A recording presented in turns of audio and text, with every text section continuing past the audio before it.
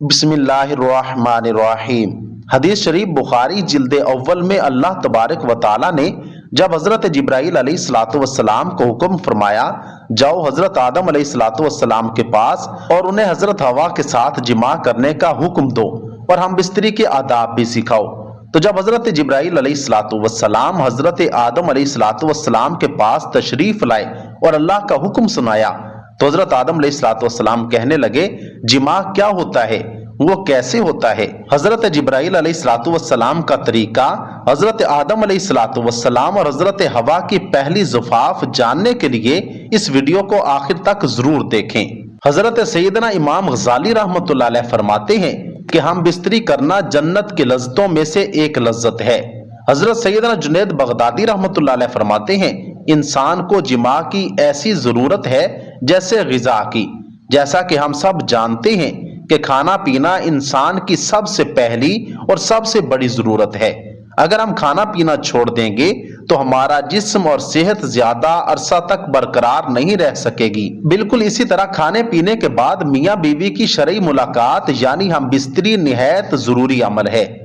इस मुलाकात को हम बिस्तरी, जिमा या मियाँ बीवी का तन्हाई में मोहब्बत भरा काम सर अंजाम देना, जो भी नाम देना चाहें दुरुस्त होगा। जब आप सोहबत करते हैं तो आपको दिली सुकून और खुशी महसूस होती है, आप भी अपने आप से प्यार करने लग जाते हैं। मियाँ बीवी की जिमा के दौरान ऐसे हार्मोन्स खारिज होते हैं जो मियाँ बीवी की खुशी का बायस बनते हैं। जब मियाँ बीवी खुश होते हैं तो मोहब्बत में इजाफा होता है। अल्लाह रब्बुल इज्जत ने हजरत आदम अलैहिस्सलाम के बाद हजरत हवा को पैदा फरमाया और जो नस्ल इंसानी की तख्लीक हुई, जिसकी इब्तिदा हजरत आदम अलैहिस्सलाम को मट्टी से पैदा फरमाने से हुई। हजरत आदम अलैहिस्सलाम को अल्लाह रब्बुल आलमीन ने जन्नत के अंदर तख्लीक फरमाया और हजरत आदम अलैहिस्सलाम जन्नत के अंदर अकेले बशर थे यानी इंसान थे और उनकी जिन से कोई भी बशर मौजूद ना था जिसके जरिए से हजरत आदम अलैहिस्सलाम उनसियत हासिल करते। चुनाचे आप अपने दिल के अंदर सोचा करते कि काश मेरा भी हम जिन्स बशर होता ताकि मैं भी उससे उनसियत हासिल करता। अल्लाह रब्बुल इज्जत खूब जानते थे जो कि हजरत आदम अलैहिस्सलाम के दिल के अंदर चल रहा था। जब हजरत आदम अलैहिस्सलाम सोच रहे थे तो उनके जिस्म से हजरत हवा को बाईं पसली से पैदा फरमाया था ताकि आप हजरत हवा से उनसियत हासिल कर सकें। जब हजरत आदम अलैहिस्सलाम नींद से बेदार हुए तो आपने हजरत हवा को अपने सामने देखा तो आपसे सवाल किया कि तुम कौन हो। हजरत हवा ने जवाब दिया कि मैं औरत हूं। फिर हजरत आदम अलैहिस्सलाम ने पूछा कि अल्लाह तबारक व तआला ने तुझे क्यों पैदा फरमाया है। तो हजरत हवा ने जवाब दिया कि अल्लाह रब्बुल आलमीन ने मुझे आपकी तस्कीन के लिए पैदा फरमाया है ताकि आप मेरे कुर्ब से सुकून हासिल कर सकें। यही वजह है कि हदीस पाक में हुजूर अक़दस सल्लल्लाहु अलैहि वसल्लम ने कंवारे लड़के और कंवारी लड़की को मिस्कीन करार दिया क्योंकि दोनों का कोई मूंस नहीं होता। लिहाजा जवान औलाद की शादी कर देनी चाहिए ताकि वो मियाँ बीवी एक दूसरे के कुर्ब से सुकून पा सकें। बाज रिवायात के अंदर आया है कि हजरत आदम अलैहिस्सलाम और हजरत हवा जन्नत के अंदर खुशी खुशी रहते थे और वहां पर ऐश की जिंदगी गुजार रहे थे। लेकिन ये बात याद रखें कि अल्लाह रब्बुल आलमीन ने जन्नत में हजरत हवा की तख्लीक से पहले ही हजरत आदम अलैहिस्सलाम को एक दरख्त के करीब जाने और फल खाने से मना फरमाया था।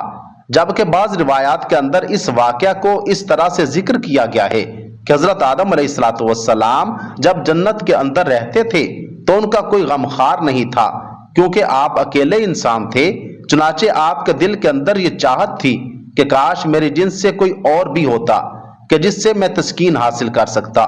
अल्लाह तबारक व तआला ने हजरत आदम अलैहिस्सलाम पर नींद का गलबा फरमाया।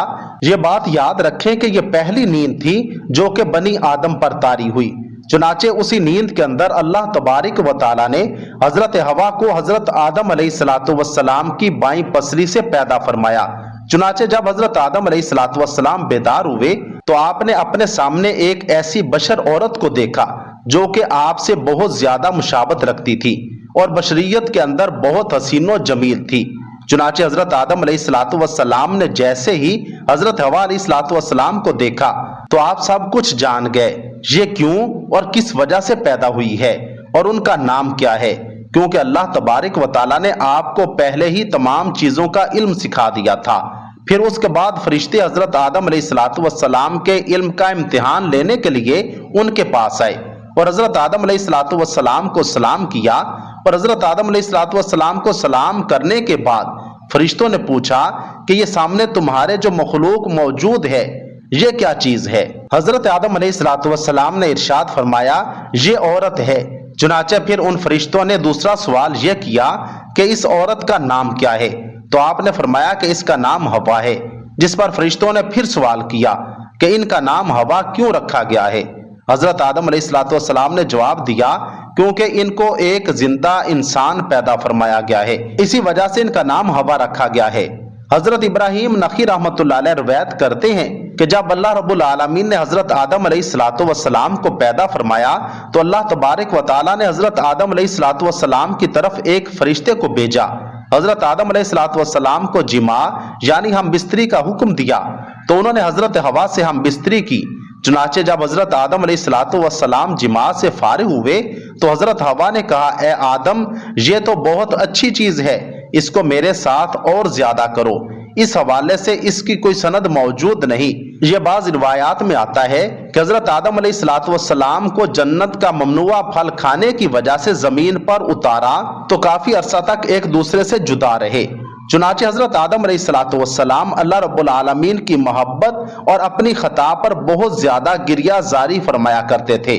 چنانچہ آپ کے رونے کی شدت کی وجہ سے ایک دن حضرت جبرائیل علیہ السلام نے اللہ تبارک و تعالیٰ کی بارگاہ کے اندر حضرت آدم علیہ السلام کی سفارش کی، جس پر اللہ تبارک و تعالیٰ نے حضرت آدم علیہ السلام کے دل کے اندر توبہ کرنے کا طریقہ پیدا فرمایا۔ میرے پیارے حبیب نبی کریم حضرت محمد مصطفیٰ صلی اللہ علیہ وآلہ وسلم کے وسیلے سے میری بارگاہ کے اندر توبہ کرو تو میں تمہاری توبہ قبول کر لوں گا۔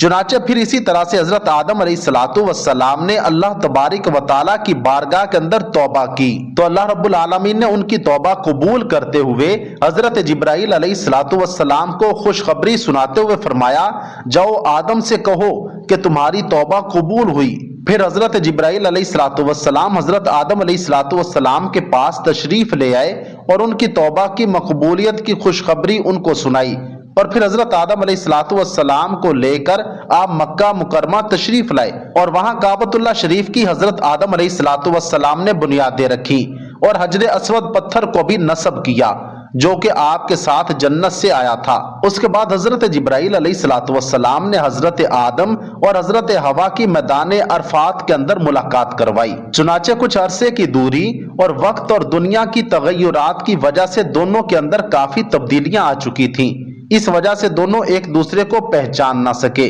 جس پر حضرت جبرائیل علیہ السلام نے آپ دونوں کا تعارف کروایا۔ محترم ناظرین کرام، اس کے بعد حضرت آدم علیہ السلام اور حضرت حوا اکٹھے رہنے لگے، لیکن حضرت آدم علیہ السلام کو جنت کے اندر حضرت حوا سے قربت کرنے سے منع کر دیا گیا تھا اور نہ ہی کسی قسم کے توالات و تناسل کا سلسلہ شروع ہوا تھا، اسی لیے حضرت آدم علیہ السلام اور حضرت حوا علیحدہ علیحدہ سویا کرتے تھے۔ چنانچہ ایک مرتبہ اللہ رب العزت نے حضرت جبرائیل علیہ السلام کو حکم فرمایا کہ جاؤ اور حضرت آدم علیہ السلام کو حکم دو کہ وہ حضرت حوا سے جماع کریں اور ان کو آداب مباشرت بھی سکھاؤ۔ حضرت جبرائیل علیہ السلام حضرت آدم علیہ السلام کے پاس تشریف لائے اور ان کو اپنی بیوی حضرت حوا کے قریب ہونے کا حکم دیا اور ان کو آداب مباشرت بھی سکھائے اور انہیں اس بات کا حکم دیا کہ یہاں سے اٹھ کر حضرت حوا کے پاس جا کر لیٹیں۔ چنانچہ حضرت آدم علیہ السلام نے ایسا ہی کیا، جس کے بعد حضرت آدم علیہ السلام جب واپس آئے تو حضرت جبرائیل علیہ السلام نے پوچھا کہ آپ نے اپنی بیوی کو کیسا پایا؟ تو حضرت آدم علیہ السلام نے ارشاد فرمایا بہت اچھا پایا۔